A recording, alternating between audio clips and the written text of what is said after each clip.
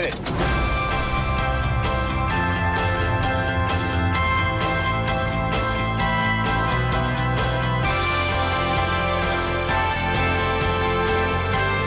You're gonna need a bigger boat.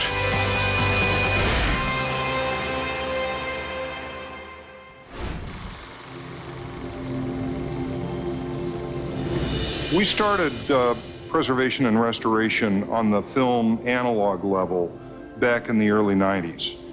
And we've been working on it ever since. And we have done either restoration or preservation of over 1,200 feature-length titles.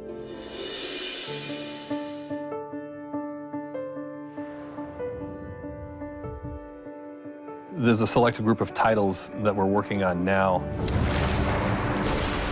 that was selected by executives, film historians, that we can put away and preserve for generations to come. When restoring films today, you want to maintain the creative artist look. Producer, the director, the cinematographer collaborated for a look in a movie. You don't want to lose that in restoration.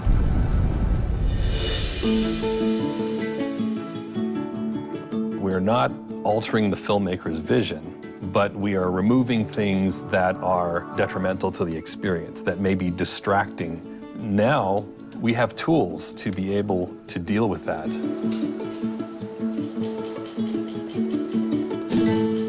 We're in scanning right now, and this is where it all starts. We have original camera negative loaded on the scanner. The scanner basically converts each and every film frame into a digital image at 3 times the actual resolution of the film.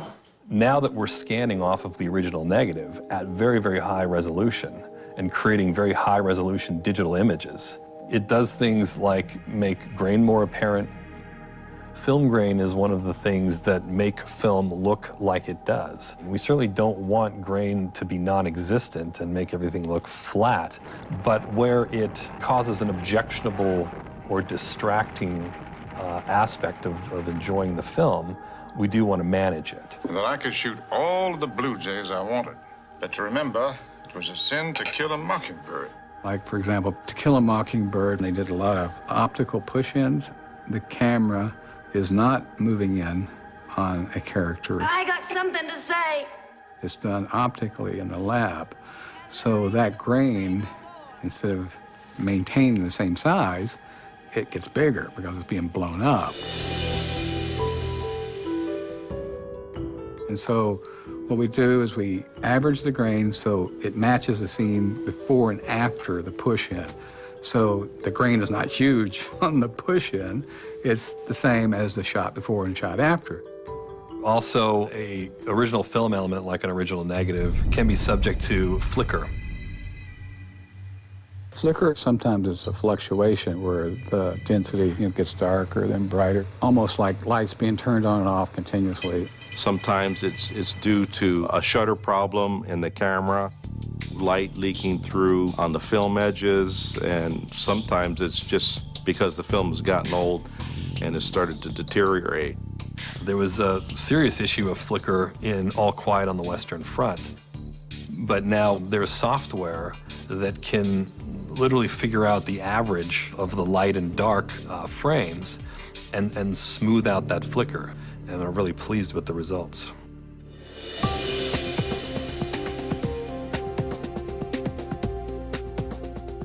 Also, we're smoothing out splice bumps and things like that where the film jitters, and when you're constantly watching the film moving and you can't concentrate on the image, you want that to be a more stable image.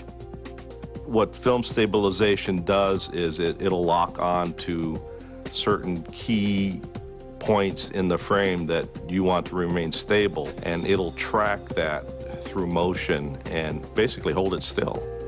There is one scene in Out of Africa where Robert Redford and Meryl Streep are walking across the frame, and they're bobbing and weaving back and forth across the frame. So we have some pretty skilled operators who took some pinpoints, locked onto them, and tracked them as the camera was moving and did a very good job of smoothing it out. Brad, darling, I love you. I know. Color correction is one of the tools that we use to maintain the intent, the look of what the filmmaker wanted to achieve. We've had the older titles where the color has started to fade. One of our supervisors is working on an old Rock Hudson title called Pillow Talk, and that has severe fading, but they were able to isolate the layers that had faded and bring it back up to its original levels.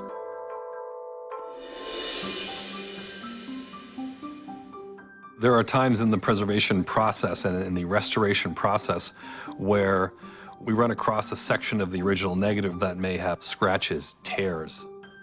As we were working on To Kill a Mockingbird, we encountered a big tear directly over Gregory Peck.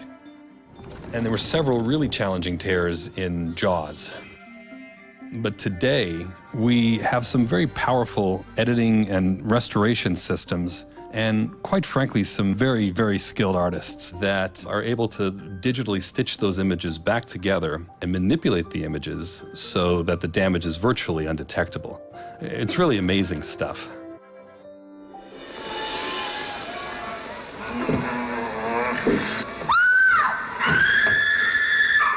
Elizabeth!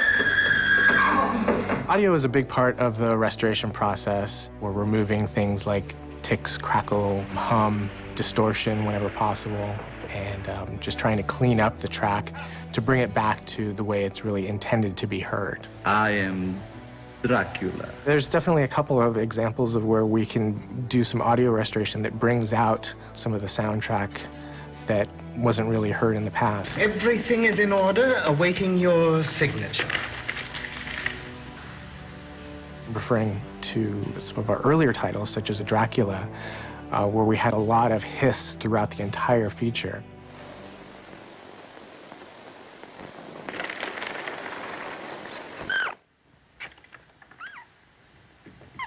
And to listen to a before and after track of something like that, you can actually hear a lot of things, whether it be just bumps of the coffin or opening and closing of doors and walking up and down stairs, little things like that that you couldn't really hear with all the hiss in the original soundtrack.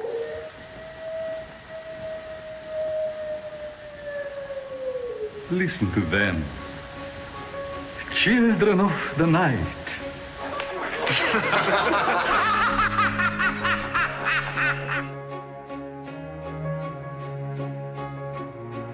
I feel like myself and my colleagues were almost like caretakers. Back when these pictures were shot, it was more or less a theatrical presentation, and after that run was done, put it away and forget about it.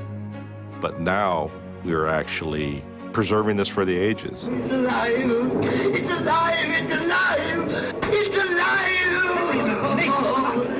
When you come in here and you look around at the size of the library and work on these great titles, it doesn't get any better. We look at movies as a part of our heritage.